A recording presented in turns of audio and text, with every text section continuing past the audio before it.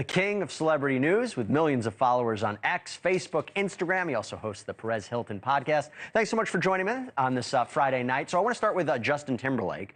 His lawyer called this criminal complaint procedurally defective. What does he say is wrong exactly? I mean, I'm on the side of the prosecutor here who countered that these clerical errors, mistakes with paperwork, bear no weight on the facts of the case and in what actually happened, according to the prosecutor. But this excellent attorney for Justin Timberlake is trying to do everything possible to get the case dismissed before it moves any further.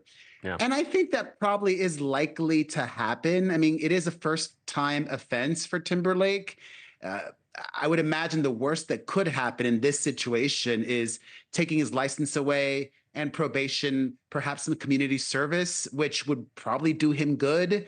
I'm surprised they haven't even reached a deal yet, but we'll see what happens. He's currently on tour in Europe and has, not just through his lawyer, but of his own volition, with his own words, refused to accept any accountability, has even joked about his drunk driving arrest during a recent concert. Yeah, and look, I think they're saying that the supervising officer didn't sign off on the paperwork. Again, it seems like prosecutors are going to continue with this. They might amend it. Here's the part that I don't understand. I'm curious your opinion. So do you think if the charge was dropped, would people even care? Because, look, it made the news. He was arrested. His mugshot's everywhere, now in an art gallery. You and I have talked previously about his bad PR over the years. I don't think people are following his legal case so closely. Isn't the damage to his reputation already done, even if this charge gets thrown out tomorrow? I mean, even if he, by some chance, is found guilty or admits to having more than one drink, he previously told the arresting police officer he had one cocktail.